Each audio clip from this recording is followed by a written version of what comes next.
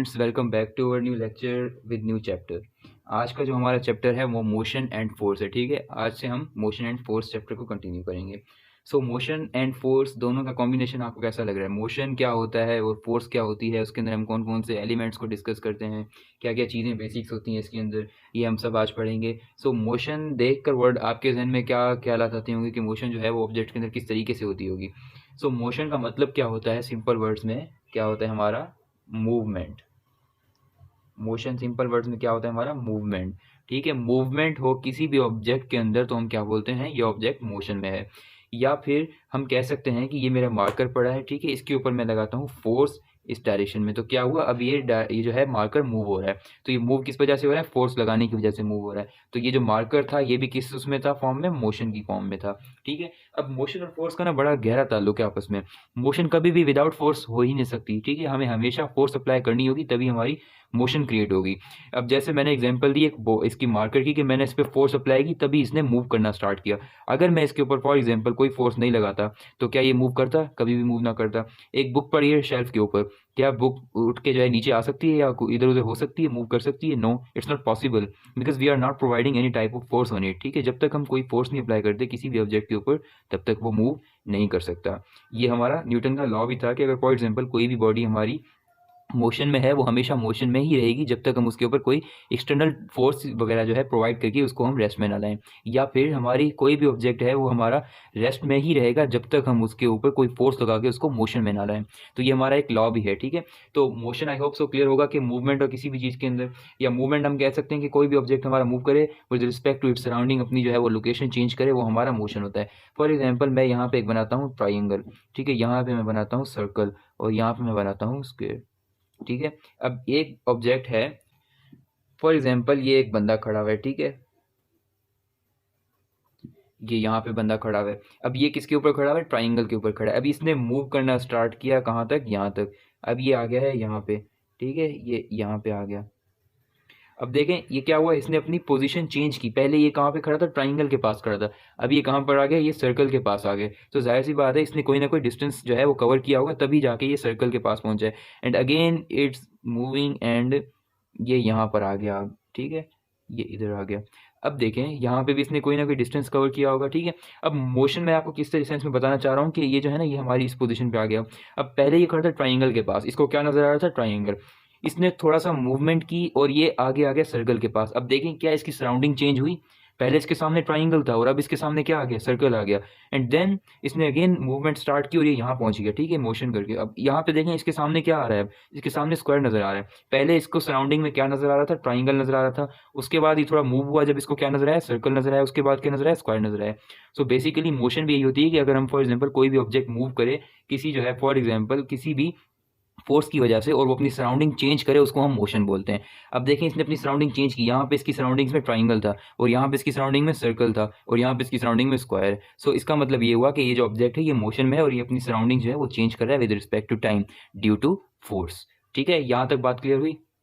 अब हमारे motion and force के बाद कुछ बेसिक टर्म्स होती हैं जैसे डिस्प्लेसमेंट हो गया, वेलोसिटी हो गया, डिस्टेंस हो गया। तो आज हम जो पढ़ेंगे वो हम बेसिकली पढ़ेंगे डिस्प्लेसमेंट के बारे में। सही है, पहले हम डिस्प्लेसमेंट पढ़ते हैं कि डिस्प्लेसमेंट होता क्या है। डिस्प्लेसमेंट एक्चुअली क्या है? एक तरह का डिस्टेंस ही है, बट शॉर्टेस्ट डिस्टेंस इसको हम कहते हैं कि शॉर्टेस्ट डिस्टेंस और शॉर्टेस्ट पाथ हो। ठीक है, ये हमारा क्या होता है बेसिकली? Shortest distance.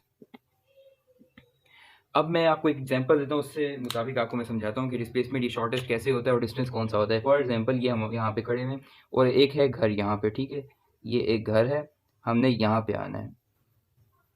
ओके, ये हमारे पास एक आ गया घर। अब देखें यहाँ से आ रहे हैं दो रास्ते हमारे पास।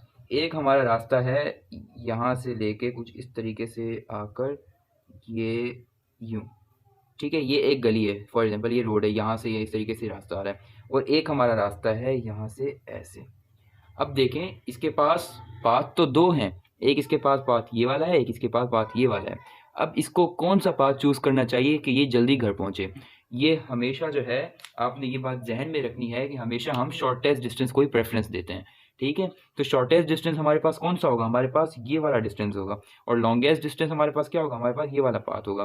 तो हमारा जो डिस्प्लेसमेंट होगा वो कौन सा होगा? ये वाला होगा। ठीक है, ये हमारा डिस्प्लेसमेंट होगा। और जो हमारा ये है ये हमारा क्या होगा? ये हमारा हो जाएगा डिस्टेंस। ये डिस्टेंस हो गया, ये डिस्प्लेसमेंट हो गया, और इसका लेंथ फॉर एग्जाम्पल मैं लिखता हूँ 30 मीटर। ये जो इसके इनके बीच का डिस्टेंस है ये 30 मीटर था, और जो हमारा ये वाला डिस्टेंस है इसका जो है वो था तकरीबन 60 मीटर। ठीक है, ये हमारा 60 मीटर, ये 30 मीटर। अब देखें कौन सी को आप ज़्यादा प्रेफरेंस देंगे। आप हमेशा शॉर्टेस्ट डिस्टेंस को ही प्रेफरेंस देंगे। तो हमारा बेसिकली डिस्प्लेसमेंट भी क्या होता है, शॉर्टेस्ट डिस्टेंस होता है किसी भी दो पॉइंट्स के बीच में, और डिस्प्लेसमेंट क्या होता है, नॉर्मल डिस्टेंस होता है, वो कुछ भी हो सकता है, वो मैक्सिमम भी हो सकता है। ठीक है, बट हमारा डिस्प्लेसमेंट हमेशा याद रखना है शॉर्टेस्ट होता है, और डिस्प्लेसमेंट को जो है हम किससे शो करते हैं, स्मॉल डी से शो करते हैं। ठीक है, और डिस्प्लेसमेंट हमारा बेसिकली क्या होता है, हमारा डिस्प्लेसमेंट हमारा वेक्टर क्वांटिटी होती है। कौन सी क्वांटिटी होती है, वेक्टर क्वांटिटी होती है। वजह क्या है इसकी वेक्टर क्वांटिटी होने की, वेक्टर क्वांटिटी इसलिए होती है क्योंकि ये एक तो हमारे पास इसका मैग्नीट्यूड होता है, कोई ना कोई मैग्नीट्यूड, जैसे मैंने आपको बताया अभी। ठीक है, मैग्नीट्यूड होगा एक तो इसका, दूसरा इसके अंदर क्या चीज़ होती है, दूसरा इसकी डायरेक्शन होती है। गॉट इट, ये दो चीज़ें होंगी तो हमारा वो क्वांटिटी क्या कहलाएगी, वेक्टर क्वांटिटी कहलाएगी। अब इसका मैग्नीट्यूड देखें 30 मीटर है, और हमारा इस पॉइंट से लेकर इस पॉइंट तक की एक डायरेक्शन दी हुई है कि हमारा इस डायरेक्शन में जो है स्ट्रेट मूव करना है। तो हमने पिछले लेक्चर में भी ये पढ़ा था कि जो हमारा वेक्टर होता है, वेक्टर के लिए हमें क्या चाहिए होता है, एक तो मैग्नीट्यूड चाहिए होता है, दूसरा हमारा कोई ना कोई वेक्टर की डायरेक्शन होती है। तो इस वजह से डिस्प्लेसमेंट भी हमारा वेक्टर क्वांटिटी होती है, और उसकी डायरेक्शन और मैग्नीट्यूड होता है। और जो हमारा डिस्टेंस होता है वो सिंपल हमारी स्केलर क्वांटिटी होती है। उसकी वजह ये क्योंकि डिस्टेंस जो है उसका कोई डायरेक्शन नहीं होती, हमारी जो है सिंपल मैग्नीट्यूड होता है उसके अंदर। ठीक है, ये हमारा हो गया डिस्प्लेसमेंट के बारे में। ठीक है, अब हम आगे पढ़ते हैं वेलोसिटी के बारे में। अब आ जाते हैं वेलोसिटी। वेलोसिटी क्या है, वेलोसिटी हम जैसे पढ़ते आ रहे हैं कि फॉर एग्जांपल कोई भी ऑब्जेक्ट हमारा मूव करता है एक जगह से दूसरी जगह तक, तो वो कुछ ना कुछ डिस्टेंस कवर करता है, और किसी ना किसी वो स्पीड से डिस्टेंस कवर करता है। वेलोसिटी भी हम उसी सेंस में ही लेते हैं। बेसिकली वेलोसिटी क्या होता है, हमारा change in displacement per unit time. Velocity क्या होता है हमारा, v is equals to change in displacement, d हमने अभी अभी पढ़ा कि डी हमारा स्मॉल डिस्प्लेसमेंट को शो करता है पर यूनिट टाइम। मतलब हमने कितना डिस्प्लेसमेंट कवर किया कितने टाइम के अंदर, वो हमारा क्या होता है, वेलोसिटी होती है वो हमारी। ठीक है, समझ आई कि हमारा जो फर्स्ट होगा ये हमारा क्या होगा, डिस्प्लेसमेंट होगा, और ये हमारा सेकंड क्या है हमारे पास, ये टाइम है। तो मैं एक चीज़ बनाता हूँ यहाँ पे, ये पॉइंट है, यहाँ से हम मूव किए, ठीक है, यहाँ तक, इस पॉइंट तक। ओके, अब देखें यहाँ से हमें जो है टोटल डिस्टेंस इसके बीच का गिवन था, ये था हमारा 2 मीटर, 2 मीटर डिस्टेंस था। ठीक है, अब मुझे यहाँ से लेकर यहाँ तक पहुँचने में कितना टाइम लगा, मुझे फॉर एग्जांपल 3 सेकेंड्स लगे। अब देखें मेरे पास एक तो डिस्प्लेसमेंट आ गया 2 मीटर, एक और दूसरा मेरे पास आ गया टाइम, कि मुझे कितना टाइम लगा यहाँ तक पहुँचने में। तो इन दो चीज़ों की हेल्प से हम वेलोसिटी फाइंड कर सकते हैं। सो वेलोसिटी भी यही है कि change in displacement per unit time.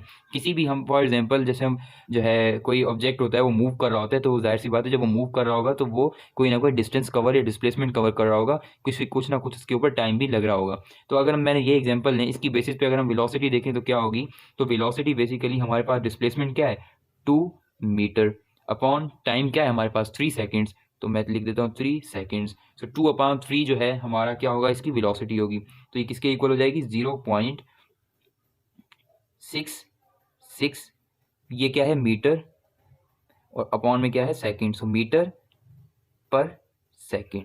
0.66 metre पर सेकेंड इसकी क्या होगी, इसकी वेलोसिटी होगी, कि हमारा इस वेलोसिटी से ये ऑब्जेक्ट यहाँ से लेके यहाँ तक पहुँचा। क्यों, क्योंकि हमें एक तो डिस्प्लेसमेंट गिवन था 2 मीटर, और हमें विस टाइम गिवन था 3 सेकेंड। सो इतने टाइम के अंदर जो है हमारी वेलोसिटी इतनी आई। समझ आई कि मतलब हमने इतने डिस्प्लेसमेंट में और इतने टाइम के अंदर हम इस वेलोसिटी के साथ मूव किए कि हम यहाँ तक पहुँच गए।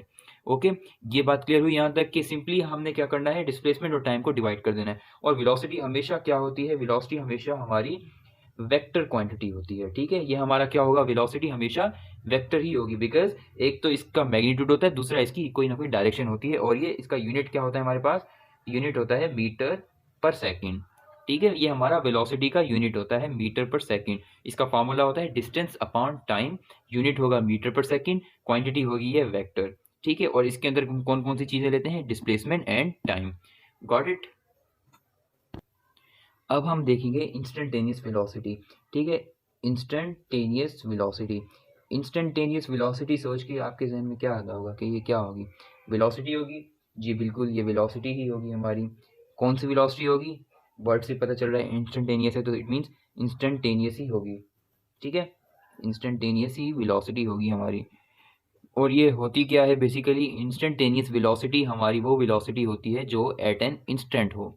मतलब किसी भी एक पॉइंट पे अगर हम वेलोसिटी फाइंड करें तो हमारी क्या होगी, इंस्टेंटेनियस वेलोसिटी होगी। किस तरीके से, फॉर एग्जांपल ये मैं एक बना लेता हूँ पाथ यहाँ से लेके यहाँ तक, ओके, ये इसका पॉइंट स्टार्टिंग पॉइंट है, ये इसका हमारा एंडिंग पॉइंट है।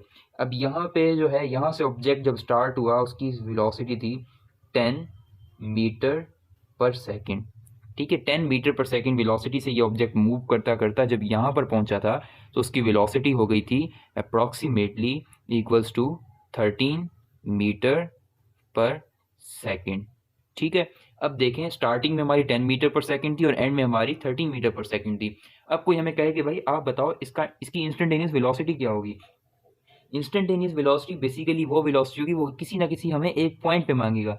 फॉर एग्जांपल ये हमने एक वेलोसिटी ले ली थी, ठीक है। अब इसके ऊपर कोई कहेगा जी मुझे बताओ वो इस पॉइंट के ऊपर क्या वेलोसिटी थी, जस्ट इस एक पॉइंट पर, मतलब जब यहाँ तक ऑब्जेक्ट पहुंचा था तो उसकी वेलोसिटी क्या थी, वो जो वेलोसिटी होगी वो क्या होगी हमारी, वो हमारी होगी इंस्टेंटेनियस वेलोसिटी, ठीक है। क्लियर हुआ यहाँ तक कि हमारा किसी भी एक पॉइंट पर अगर हमने वेलोसिटी चेक करनी होगी वो हमारी होगी इंस्टेंटेनियस वेलोसिटी, क्योंकि हमें वर्ड से पता चल रहा है at an instant, word at an instant. Physics में आप अगर हम जो टर्म्स होती है उनको आप ब्रेक करेंगे तो आपको मीनिंग आसानी से मिल जाती है कि वो बेसिकली उसका कहने का मकसद क्या है। अब ये है हमारी इंस्टेंटेनियस वेलोसिटी, तो इट मीन्स हमने किसी ना किसी एक इंस्टेंट के ऊपर ये वेलोसिटी फाइंड करनी होगी, ठीक है।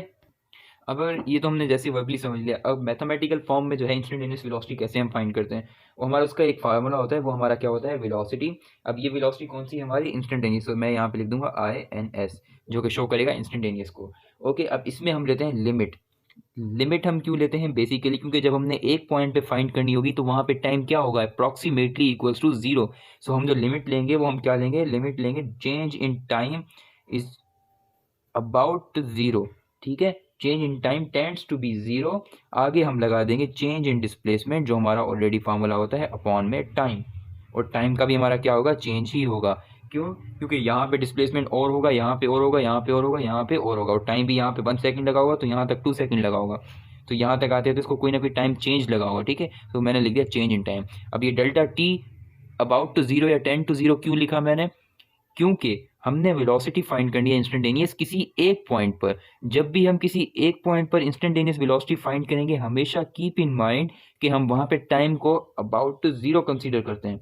उसकी वजह भी यही होती है क्योंकि वहाँ पे एक ही पॉइंट पे जब हम फाइंड करेंगे तो एक ही पॉइंट पे कितना टाइम लगेगा, तकरीबन कोई माइक्रो नैनो सेकंड से भी बिल्कुल कम। तो इसलिए हम जो है उस टी को ही 0 कंसीडर कर लेते हैं कि वो तकरीबन हमारा 0 है।